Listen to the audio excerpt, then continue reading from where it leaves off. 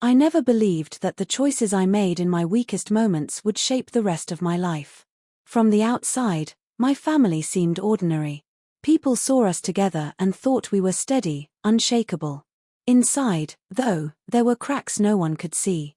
My marriage had turned into a lifeless partnership. Conversations with my spouse were short, cold, and drained of any warmth. We shared a house but not a connection. Every day felt heavier, every night colder. I told myself it was just a rough patch, but deep down I knew that what we had was fading into emptiness. My son was the only light in that hollow space. At 18, he was becoming his own person, curious, full of energy, still trusting in ways only the young can be. He would come to me with questions, share his thoughts, and look at me as if I held answers. To him, I was still a figure of strength and guidance.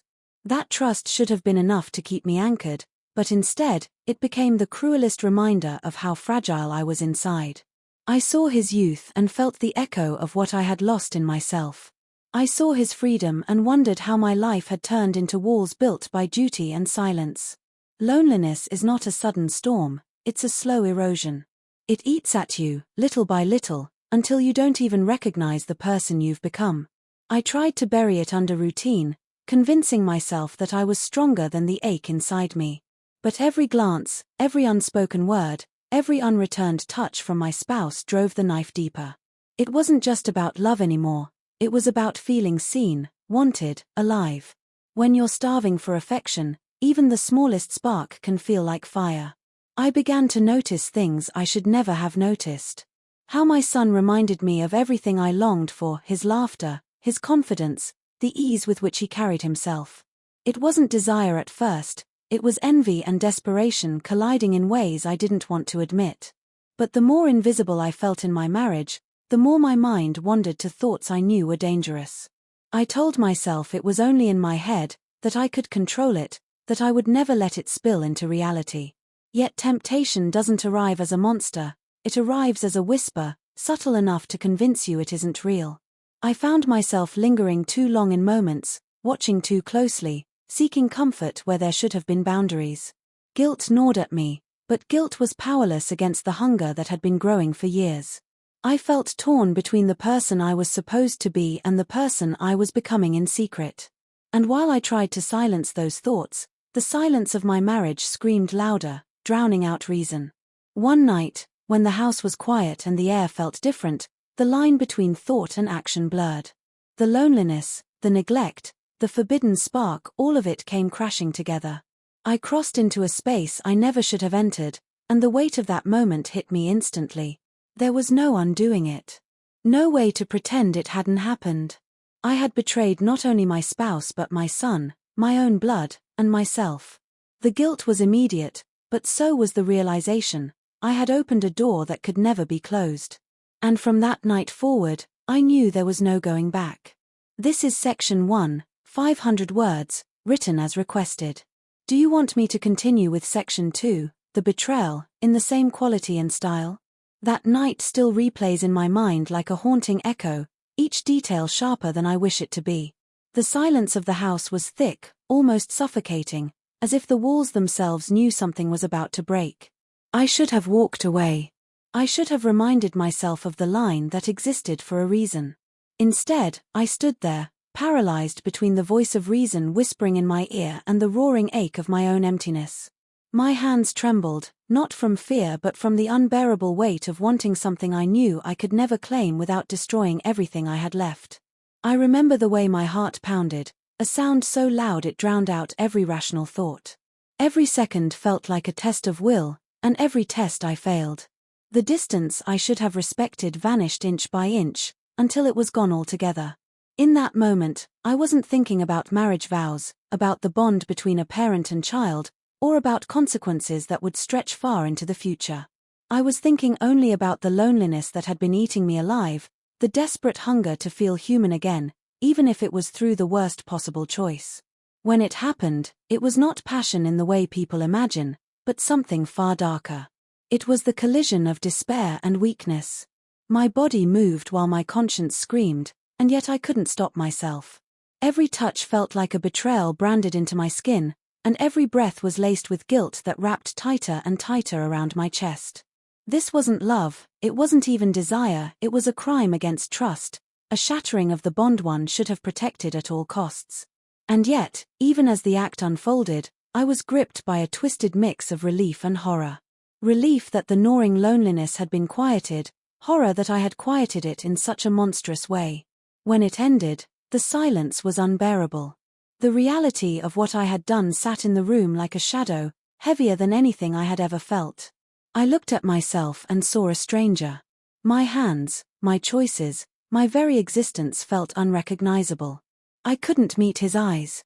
I didn't deserve to.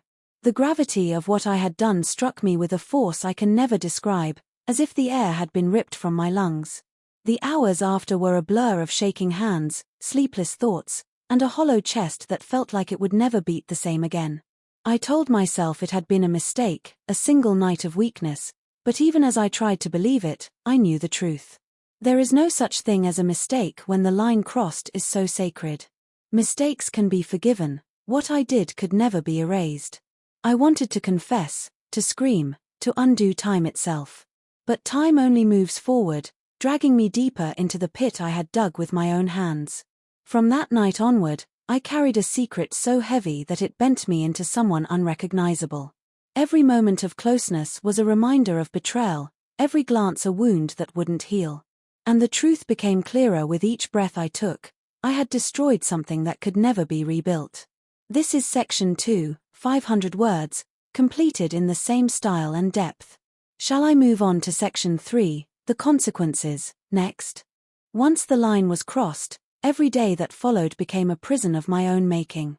I woke up each morning with the weight of a secret pressing on my chest, a burden so heavy it made breathing feel like punishment. The guilt didn't whisper anymore, it screamed. It filled the air, followed me through every room, and poisoned even the smallest moments of peace. I could not escape it, because the truth was not just in my head, it was in my blood, in my home, in the very bond one had destroyed. I began to notice changes in myself that no one else could see at first. My voice cracked when I tried to speak casually, my hands shook when they brushed against objects, my eyes darted away from anyone who lingered too long. The paranoia grew, layer by layer. Every word from my spouse sounded like suspicion, every glance from my son felt like accusation. Even when nothing was said, I imagined questions behind their silence. I lived in constant fear that the walls would collapse, that the truth would spill out in ways I could never control. My son was no longer the same with me. At first, I thought it was just my imagination, but soon it became undeniable.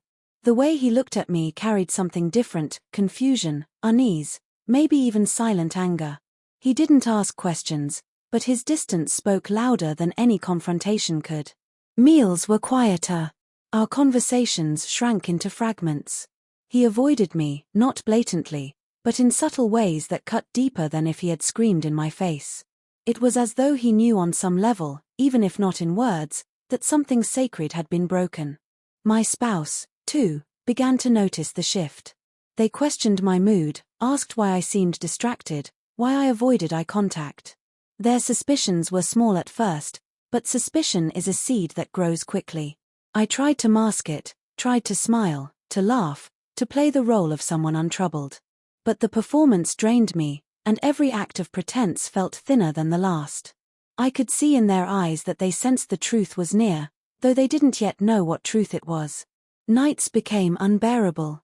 I lay awake, staring into the dark, consumed by a loop of what I had done. I replayed every moment, every choice, every chance I had to stop and didn't.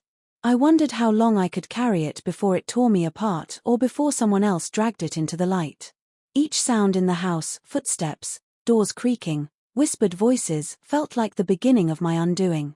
The silence between all of us grew into a wall. What once was family now felt like strangers circling around a secret that bound us in chains. I thought about confession 1,000 times, but every scenario ended the same: destruction, betrayal revealed, lives shattered. Yet hiding it didn't make it less real. It only made me a coward living on borrowed time. And then came the moment I feared most.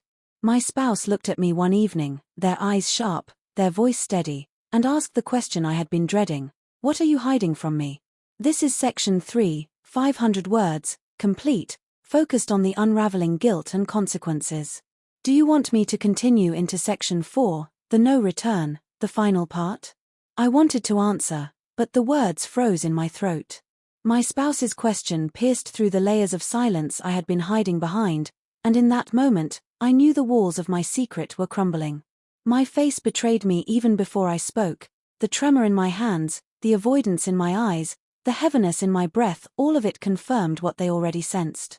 Yet how could I explain a truth so vile?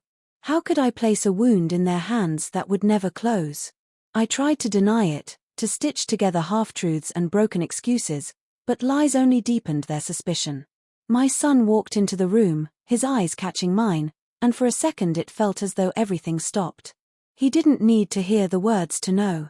His stare cut through me, sharper than any accusation, sharper than any scream. That silence, the silence of a child who realizes his trust has been betrayed, was worse than any punishment I could imagine. From that night on, the house was no longer a home. My spouse withdrew, not with anger at first, but with a coldness that burned more than fire. Every gesture became mechanical, every word sharp and brief. The warmth that once lived between us had turned into a wall of ice, unbreakable and merciless. My son avoided me completely.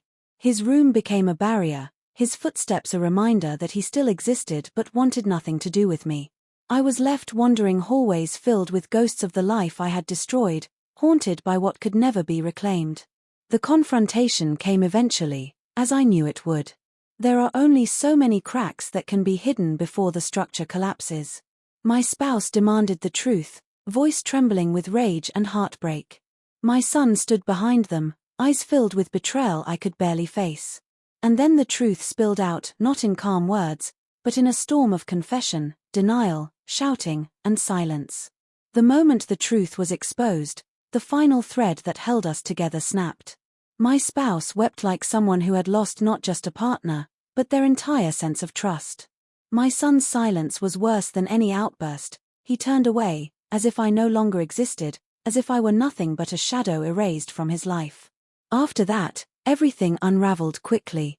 The house grew emptier by the day. Conversations ceased entirely. Meals were taken separately. Even the air seemed heavier, poisoned by the memory of my betrayal. I had thought I was searching for connection, but what I had created was ruin. There was no forgiveness, no path to redemption. The choices I made had carved scars too deep to ever heal. Now, I live with the echo of that night in my mind, a reminder that some mistakes are not just mistakes, they are curses you carry until your last breath. If you take anything from my story, let it be this: one act of weakness can destroy generations. I thought I was filling the emptiness inside me, but instead I created a void that swallowed everyone I loved. There is no going back. This is section 4, 500 words, completed, closing the story with tragedy and final reflection. Would you like me to compile all 4 sections, 2,000 words total, into one seamless narration script for your faceless video?